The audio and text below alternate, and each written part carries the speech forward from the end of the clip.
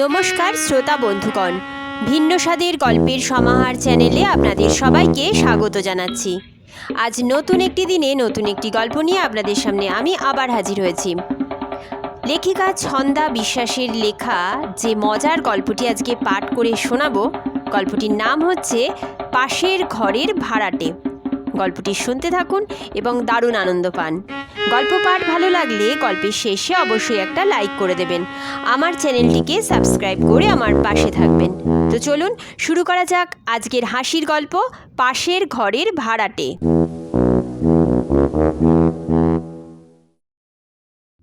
নম্রতার এক নতুন অশান্তি শুরু হয়েছে। রাতের ঘুম ছুটে গেছে রীতিমতো। কথাগুলো যে কাউকে বলে একটু হালকা হবেন তারও জো নেই। কে আবার কিভাবে নেবে কথাটাকে? তার উপরে নম্রতা বিধবা মানুষ। স্বামীর অকাল মৃত্যু তাকে বিপর্যস্ত করে দিয়ে গেছে। আস্তে আস্তে তিনি সমে ফিরছেন একমাত্র মেয়ের কথা ভেবে। কিছুদিন হলো পাশের ফ্ল্যাটের নতুন লোকটাকে নিয়ে মহা ঝামেলায় পড়েছেন। তার এবং লোকটার বেডরুম এক দেওয়ালের ব্যবধান। এ ঘরে হাঁচলে ও ঘর থেকে স্পষ্ট শোনা যায়। মাস ৫-৬ হলো তিনি ভাড়া এসেছেন। সুদর্শন চেহারা, কথাবার্তা বলেন বেশ গুছিয়ে। একাই থাকেন। বিবাহিত না চিরকুমার বোঝা যায় না। ছেলেদের আর কবেই বা বোঝা গেছে। ওর ঘরে তেমন কাউকে আসতে দেখা যায় না। নম্রতা লক্ষ্য করেছে প্রায় সারা রাতই লোকটার ঘরে আলো জ্বলে। কাঁচের জানলা দিয়ে আলো এসে পড়ে। ভোর ৪টে নাগাদ হয়তো উনি ঘুমোতে যান। দিনের বেলা তাঁর টিকিটই দেখা যায় না। দুপুর ২টো-২.৫টে নাগাদ হোম ডেলিভারির একটি ছেলে এসে খাবার দিয়ে যায়। তখন ডোরবেল বাজার আওয়াজ পেলে নম্রতা আইহোল দিয়ে উঁকি মেরে দেখে নেন কে এলো। ঠিক রাত ১০টার সময় আবার অন্য একটি ছেলে খাবার নিয়ে আসে। ভদ্রলোক প্রয়োজন না পড়লে কারোর সঙ্গে কথাবার্তা বলেন না, নিজের ভিতরেই যেন মগ্ন থাকেন। কিন্তু গত কয়েকদিন হলো নম্রতা লক্ষ্য করছে ভদ্রলোক গভীর রাতে বেশ চাপা গলায় কার সঙ্গে যেন কথা বলেন। নম্রতা ওদের বেডরুমের জানলার পাশে দাঁড়িয়ে শুনেছেন। কথাগুলো শুনে গায়ের রোমকূপ খাড়া হয়ে গেছে। গত পরশু রাত তখন প্রায় ২টো। তখন নিজের কানে শুনতে পেলেন ভদ্রলোক কাকে যেন বলছেন, আমার ৩জনকে মার্ডার করার কথা তো, আমি ঠিক বুঝে নেব। আগে ছুপাকে বলো ও যেন ওর দায়িত্বটা ঠিকমতো পালন করে। ও কি বলছে, দুবাইয়ের লোকটাকে আগে শেষ করতে হবে, না হলে টাইম ম্যাচ করবে না। সামান্য কয়েক সেকেন্ডের নীরবতা ভেঙে উনি ফিসফিস করে বলেন, আর তারপরে ইয়াঙ্গনে পৌঁছে বাকি ২জনকে কোথায় কিভাবে অপারেশন হবে সেই ব্যাপারে কিছু ইঙ্গিত দিয়েছ কি? হ্যালো হ্যালো, শুনতে পাচ্ছ? ওহ, এই লাইনটা না খুব বিরক্তিকর, কথা কেটে কেটে যাচ্ছে। রিপিট করো। কি? ব্যাংককে গিয়ে অপারেশনটা তাহলে কখন করতে হবে? খুব সাবধানে, কাক পক্ষীও যেন টের না পায়। শোনো, পরিষ্কার করে বলছি, আমি সামনের মাসে আমেরিকায় একটা কাজে যাচ্ছি। তখন মিস্টার র্যান্ডের সঙ্গে আমার দেখা করার কথা। তারপর ব্যাংকক, হোটেল মেপল গার্ডেনে, তাই তো? কি বললে? মার্ডার করে সোজা শিলিগুড়ি চলে আসতে হবে? তারপর ইস্ট সিকিমের একটা গ্রামে গিয়ে গা ঢাকা দেওয়ার ব্যবস্থা? ঠিক আছে ঠিক আছে, বুঝতে পেরেছি। নম্রতা উৎকর্ণ হয়ে শুনেছেন কথাগুলো। সারা রাত ঘুমোতে পারেননি। দিনের বেলা একের পর এক বাংলা সিরিয়াল দেখা মাথায় উঠেছে। কথাগুলো মনে পড়ছে আর পা দুটো থরথর করে কাঁপছে। কি করবে বুঝতে পারছেন না। পুলিশে খবর দেবেন কি? বোঝাই যাচ্ছে লোকটা একজন পেশাদার খুনি, ইন্টারন্যাশনাল মার্ডারার।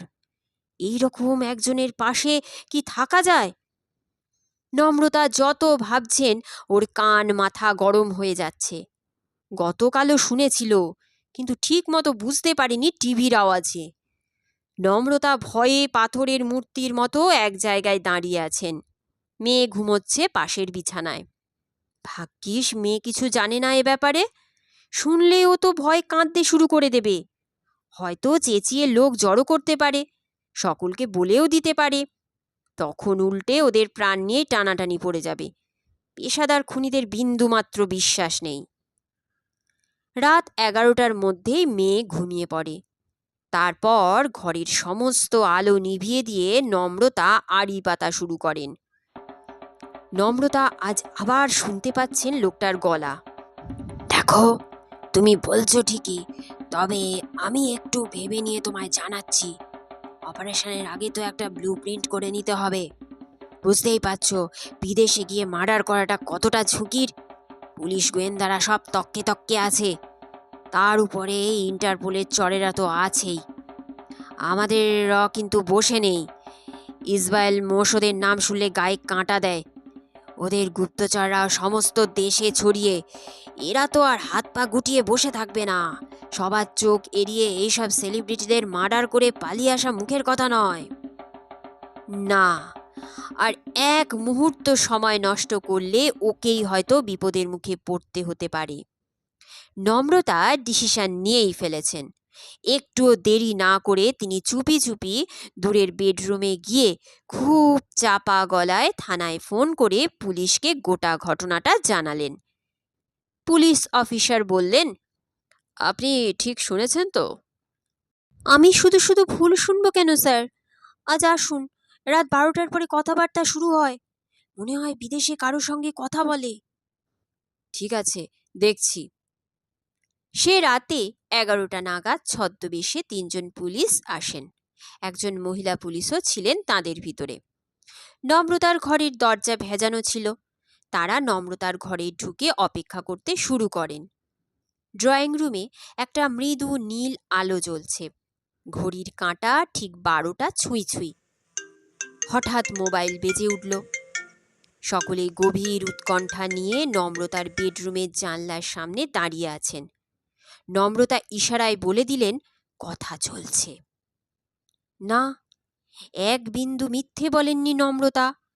ওরাও স্পষ্ট শুনতে পেলেন লোকটার কথাগুলো যথেষ্ট সন্দেহজনক। ফোনের ও প্রান্তে কেউ যেন তাকে নির্দেশ দিচ্ছে। এই প্রান্ত থেকে উনি সে নির্দেশ মতো কাজ করবেন বলে জানিয়ে দিলেন। বেশ কয়েকবার মার্ডার কথাটা শোনা গেল। আর থাকতে না পেরে মোবাইলের ভয়েস রেকর্ডার অন করলেন একজন পুলিশ। খানিকক্ষণ কথাবার্তা শোনার পর পুলিশ অফিসার পাশের ফ্ল্যাটে গিয়ে ডোরবেল বাজালেন। নম্রতা তৈরি হয়ে আছেন এরপর কি ঘটে দেখার জন্যে। কৌতূহল মিশ্রিত ভয়ার্ত চাহনি। 1 মিনিট বাদে লোকটা দরজা খুলে জানতে চায়, আপনারা কারা? এত রাতে কি ব্যাপার? আমরা পুলিশ, আপনার সঙ্গে একটু দরকার আছে। পুলিশ? একজন অফিসার তার আই কার্ড বার করে লোকটার চোখের সামনে ধরলেন। লোকটা ভুরু কুঁচকে বলল, কিন্তু এত রাতে আমার কাছে কি দরকারে এসেছেন ঠিক বুঝতে পারছি না। আমরা এখনই আপনার ঘর সার্চ করব। আমার ঘর সার্চ করবেন? কিন্তু কেন? আমাদের কাছে খবর আছে আপনি। পুলিশ অফিসার এবং তার সাঙ্গপাঙ্গরা ঘর, ব্যালকনি, আনাজ কানাজ সব তন্ন তন্ন করে খুঁজেও সন্দেহজনক কিছুই পেলেন না। শুধু দেখলেন ঘরের ভিতরে অজস্র বই। লোকটার টেবিলে বই খাতা সব ছড়ানো ছেটানো। আসবাবপত্র বলতে খাট এবং আলনা ছাড়া কিছু নেই। অফিসার বললেন, আপনি এত রাতে প্রতিদিন কার সঙ্গে কথা বলেন? কি কথা বলেন? কেন বলুন তো? আমি কি আমার বন্ধুদের সঙ্গেও কথা বলতে পারবো না? আপনারা অযথা আমায় হ্যারাস করছেন। অযথা নয়, আপনি একটু আগেই একজনের সঙ্গে কাউকে খুনের ছক কষছিলেন, সেটা অস্বীকার করতে পারেন? আমরা নিজে কানে শুনেছি এবং আপনার বয়ান রেকর্ড করা আছে। আপনি একজন পেশাদার খুনি, সে বিষয়ে আর কোনো সন্দেহ নেই। আমি পেশাদার খুনি? কি যা তা বলছেন? আপনাদের মনে হয় কোথাও কিছু ভুল হচ্ছে। না, আমাদের কিছুই ভুল হচ্ছে না। কেন, আপনি আজ রাতেও তো খুনের ছক কষেছেন। এই শুনুন, অফিসার নিজের হাতে মোবাইলটা অন করে রেকর্ডিং শোনালেন। ভদ্রলোক হো হো করে হেসে উঠলেন। ওহ, এই কথা! লোকটার হাসি দেখে পুলিশ অফিসার থ হয়ে গেলেন। ভদ্রলোক বললেন, আহারে মশাইরা শুনুন, আমি একজন পেশাদার লেখক। বিভিন্ন বিদেশি পত্রপত্রিকায় থ্রিলার আর মার্ডার মিস্ট্রি লিখি। লেখার রিসার্চ ওয়ার্ক আমার পক্ষে একা করা সম্ভব হয় না। সেই কারণে আমার মাইনে করা টিম আছে। তারা আমার হয়ে সমস্ত খোঁজ খবর জোগাড় করে, আমি সেগুলো আমার লেখার কাজে লাগাই। এবারে 1,00,000 শব্দের একটা থ্রিলার লেখার বরাত আছে। প্লট হলো 1000 বছরের পুরনো একটা তথ্য সংরক্ষণ করে একটা গুপ্ত সমিতি। সেটা সাধারণ মানুষের হাতে পড়লে পৃথিবীর ইতিহাস নতুন করে লেখা হবে। পৃথিবীর নামকরা 5 জন সেলিব্রিটি সেই গুপ্ত সমিতির সদস্য। সেই 5 জন এক এক করে খুন হবেন। সেই ব্যাপারেই আমার এক একজন টিম মেম্বারের হাতে দায়িত্ব ভাগ করা হয়েছে। ফোনে সেই খুনগুলোরই স্থান কাল পাত্রে ছক কষা চলছে। সেই ব্যাপারেই কথাবার্তা বলছিলাম। বিশ্বাস না হয় এই দেখুন। লেখক শ্রী অংশুমান দুয়ারি টেবিলের উপর থেকে কিছু A4 সাইজের পাতা পুলিশ অফিসারের হাতে ধরিয়ে দিলেন। অফিসার কিছুটা পড়ে ঘটনাটা বুঝতে পারলেন। তারপর বললেন, সরি, কিছু মনে করবেন না। আসলে আপনার প্রতিবেশী গতকাল থানায় ফোন করে এমনভাবে কথাটা জানালেন যে আমরা সত্যি ভেবে চলে এলাম। উনি না হয় আড়ি পেতে আমাদের কথোপকথন শুনেছেন, কিন্তু আপনারা কি ভেবে আমার কাছে এসে আমার ঘরে ঢুকে চার্জ করলেন? কারো মুখের কথার উপরে বেস করে কি এসব করা যায়? আগে সত্যিটা যাচাই করে দেখবেন তো। আসলে আমরাও তো আজ নিজের কানে শুনলাম আপনি ফোনে একজনের সঙ্গে বলছেন আপনি ব্যাংককে না দুবাইয়ে গিয়ে শেষ মার্ডারটা করে ভারতে পালিয়ে আসবেন। তখন যদিও ব্যাপারটা বুঝতে পারিনি। আপনারাও তাহলে আড়ি পেতেছিলেন? আসলে বুঝতেই পারছেন, আজকাল যা সব ঘটছে কাউকে বিশ্বাস করা যায় না। প্রায় দিনই খবরের কাগজে দেখতে পাচ্ছি ফ্ল্যাটে খুন করে রেখে খুনি পালিয়ে গেছে। আর আমাদের জ্বালাটা কোথায় বুঝতে পারছেন? ভদ্রমহিলা খুব ভয় পেয়েছেন দেখলাম। বিধবা মানুষ, ছোট মেয়ে নিয়ে থাকেন। পাশের ঘরে যদি রাত দুপুরে ফোনে এমন সব কথাবার্তা হয়, তখন ভয় পাওয়াটাই তো স্বাভাবিক ব্যাপার। যে শুনবে সেই ভুল বুঝবে। তার উপরে আপনি এখানে নতুন। আপনি কে, বাড়ি কোথায়, এর আগে কোথায় থাকতেন, আপনার পেশা কি, আপনার আত্মীয় স্বজনদের কাউকে আসতে দেখা যায় না শুনলাম। ঘরের কাজকর্ম একাই করেন, লোক রাখেননি, কারোর সঙ্গে মেলামেশা করেন না, দিনের বেলায় কোথাও বেরোন না, যা কাজ সব রাতে। এতগুলো সন্দেহজনক ব্যাপার একসঙ্গে ঘটছে। আমাদের তো আসতেই হবে তদন্ত করতে। সুমান হেসে বললেন, আসলে আমি রাত জেগে লিখি আর দিনের বেলা ঘুমোই। এটাই অভ্যেস। কারণ এখন আমেরিকা বা ইউকেতে দিন, সেখানকার এডিটর বা পাবলিশারদের ফোনও এরকম সময় আসে। আর আমার এখানে পরিবার পরিজন বলতে কেউ নেই। এই লেখালেখি আমার জগৎ, আমার পরিবার। কিছু লেখক বন্ধু আছে, তাদের সঙ্গে মাঝে মাঝে সন্ধে কফি হাউস কিংবা টি বারে গিয়ে আড্ডা মেরে আসি। আর কাজের মাসি ইচ্ছে করেই রাখিনি। ব্যাচেলার মানুষ, কে কিভাবে কোন কথা রটাবে, তাই নিজের কাজ নিজেই করে নিই। চেনা পরিচিত বৃত্তের বাইরে আমি বাইরের লোকজনের সঙ্গে তেমন আড্ডা দিই না, গল্প গাছাও করি না। দেখা হলে কথাবার্তা বলি ওইটুকুই। আর পাশের ঘরের মহিলার কথা বলছেন, উনি প্রচণ্ড সন্দেহবাতিক একজন মহিলা। সারা দিন টিভিতে বাংলা সিরিয়াল দেখছেন ফুল ভলিউমে, আর আমার ঘরে ডোরবেল বাজলেই দরজা খুলে উঁকি মেরে দেখেন কে এলো কে গেল, এই ওর কাজ। উনি যেমন দিনে আমার ঘুমের 12টা বাজান টিভি চালিয়ে, রাতে তেমনি আমি ওর ঘুমটা চটকে দিই। উনি বেডরুমে টিভি দেখেন, তাই আমিও বেডরুমে লেখালেখি করি। যেমন কুকুর তেমনি মুগুর। আমি ইচ্ছে করেই ওইসব কথাবার্তা জোরে বলতাম, যাতে মহিলা ভয় পেয়ে যান। তবে কথাটা দয়া করে আপনারা ওকে জানাবেন না। আমার লেখালেখির ব্যাপারটাও কনফিডেন্সিয়াল রাখবেন দয়া করে, না হলে আমার নিভৃত্তে কাজ করা মাথায় উঠবে।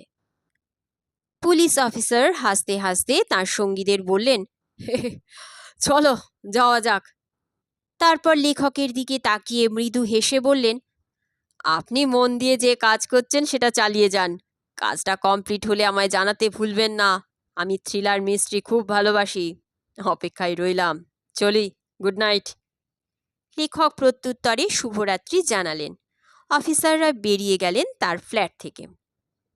ফেরার সময় অফিসার নম্রতাকে গম্ভীর গলায় বলে গেলেন, খুব সাবধানে থাকতে, দিনকাল ভালো নয়।